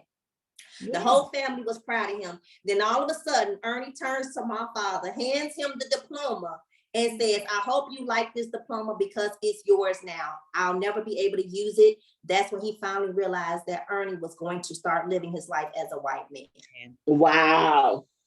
He got a whole medical degree and be a doctor, and he finna go be an average white man. That shit is mind blowing. I need to talk to Ernie. Where's he at? Like, Ernie is dead. Ernie is dead. But it goes to show you what we talked about, how as a kid you're perceived to do what your parents did. That's the only reason clearly he went to medical school, because that's what his daddy wanted him to do. So finally he did what his daddy wanted to do. Is at graduation day, say, here, I'm out. This is what I want to do. I want to be a white man. Peace. Can you blame Ernie? Was he part of this Jack and Jill? You see what I'm saying? His parents, think about it. His parents put him in probably an all-white neighborhood. His parents put him in an all-white school. You see what I'm saying? He goes to college, he goes to a black college. But however, it's different because now all my life I grew up with environment which was okay to him. That's what he grew up with, and he was fine with it. You know what I'm saying? And the people probably didn't know his parents was doctors or whatever, but he was accustomed to whatever traditions, whatever they did in that neighborhood, whatever they did in the high schools he went to. But when he went to all blacks, was like totally different. It's like a culture shock. He literally probably had a culture shock. You know what I'm saying? He because he wanted to marry a white woman. That's probably what it was. That too. Probably, as I think about it, that's what it was. He wants to, at that time, if it's 1920, he couldn't marry a white woman. He wants, he did all that to marry a white woman. That's crazy. And he stayed with his family. They hadn't seen him in 60 years. Only time he came back was for his daddy's funeral. Wow. That was it. And then he didn't want you to ask him no question about his life either. He wanted to know like what's going on with the family, you know, stuff like that. It sounded like a Law and Order episode they had. Probably is. You know, they always pulling from real life experiences. It was an old white man and he was black, but he had married he married a lady. The son passed, the first son passed, but the lady didn't want his former wife didn't want him having another baby because she knew the new wife wanted to have a baby. She ended up killing the new wife because she didn't want the new wife to have a black baby. And she was like, and all that. It was crazy, but it sounds just like a Law and Order episode. But she ended up killing the new wife because the new wife wanted to have a baby and she didn't care that he was black. But the old wife who came from old money, she cared that he was black. That's why she divorced him because, you know, and she sent the child away when the child had came out mixed, and the child was just crying and crying because he thought he was just white. He didn't know he was black. There was an episode Without a Trace too. What you say, Shana? There was an episode of that show Without a Trace. Where they had a kid and he grew up, the little white boy grew up super racist. The mother had like an affair with this black man, but he came out very passing. Her husband forgave her and decided to raise this boy. And it wasn't until he was older that he found out that he was actually mixed. He was like a Nazi and everything. Oh, wow. To come to find out that he was actually half black. Wow.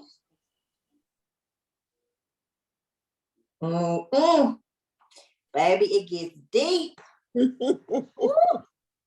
Anybody has anything else to share? We're pretty much all done here.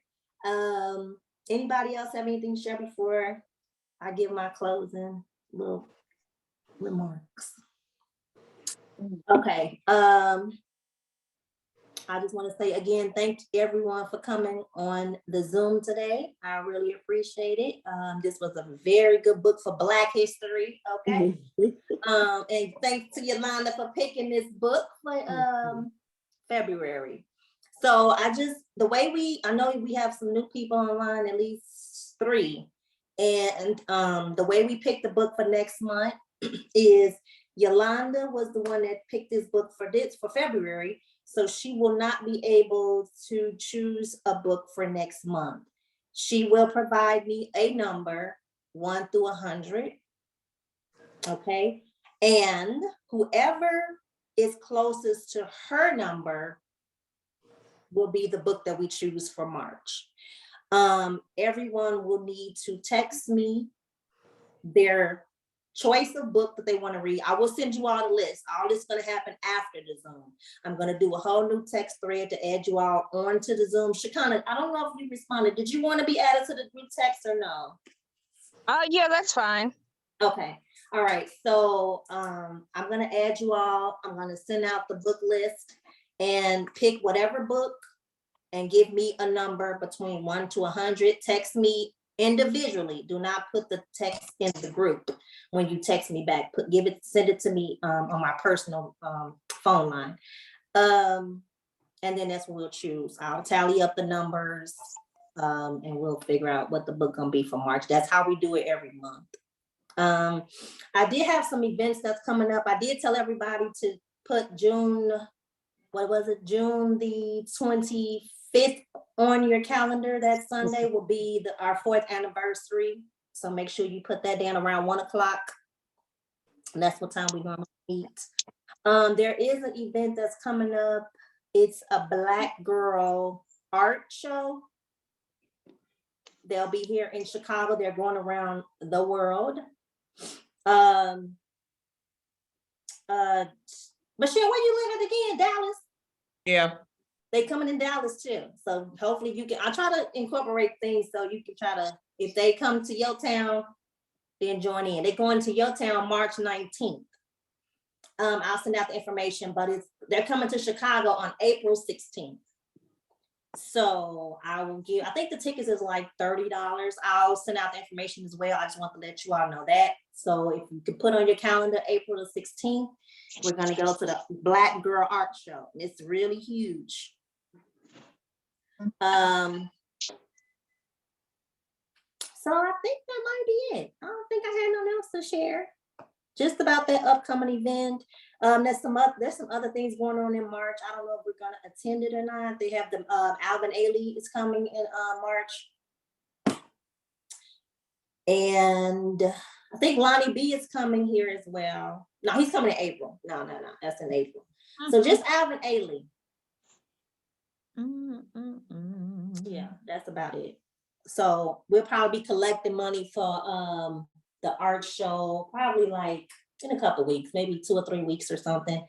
Maybe like the middle of March, around the teens, 15th or 16th or something like that. I'll be collecting money for that because it's not until April. So I don't like getting tickets and stuff close to the time. I like to do it like at least weeks before because stuff starts selling out and people be going to this stuff for real. So, all right, that's about all I had to say. Did anybody else anything to talk about or want to share with us? Nope. All right. I will see you guys. I'll send you. We're gonna be going outside next month. So this is our last month on Zoom. So I will send the location and all that afterwards. I have everything planned, a whole agenda for us for this year, and I hope you all have fun because it's gonna be really nice. All right, and we're gonna have a lot of fun. And we do have some other new members that did not come on the call today, but they did join the group. All right. So I'm really excited about the new people. Start 2023 off with some new ideas and new opinions and new faces. So if that no one has nothing else to share. I want to say something. I guess I'm see y'all. If I don't come in June, I won't see you guys until the fall. So nice meeting you guys and enjoy. Yes. Everybody number Good share. meeting you too. All right, so I'll send y'all the send me y'all information. I'll send y'all the information first. I gotta send y'all the book list. So that's first thing I'm gonna do as soon as I get off the Zoom. All right. So you all have a good week, and I'll see you all next month. Okay, bye. All right. Bye. Bye.